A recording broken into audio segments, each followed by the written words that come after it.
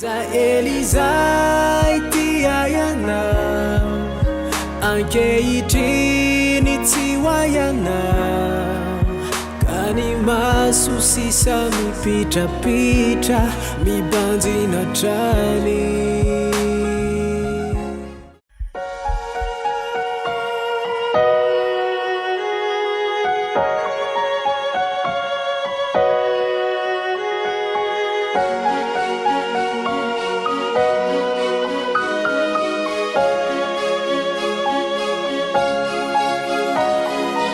Siwefana ininatau na natau kukilalau fa'aleu mitutraminau zay tena tompoko aiko fa voasarikao raha voazana hitanao ka tsy asiko neny nalay fitiavana nomeko anao fa tsy vita lay miaritra satria ianao lavitra sositrana ny foko. Misy takano azoko atao tsy ataoko izay sitraponao niasambatragnao no tiako ny foko fa lavitra ekeko nianadino alao fa sarotra ilay fitiavana mbanirina ateza misy ny sumpatra lay dinantsika hoe ratry zay hoe fitiavana tsy io fo mandraky zay lasa setroka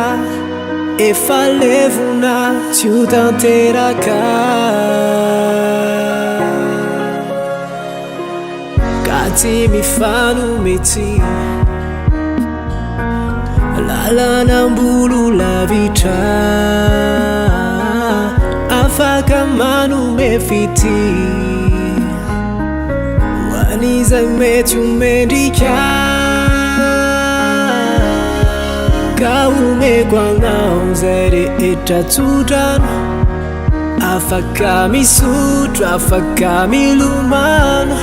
anaty fifaliana tsy hisy tomany zay lay faniritsika eto antany. Zaelizai tiayana ankehitriny tiwayana kani masusisa mipitra mibanzi na trani. Zao andro nareo niantsika romo mifaranatre kade tsofindrano tsy diranangano amino avy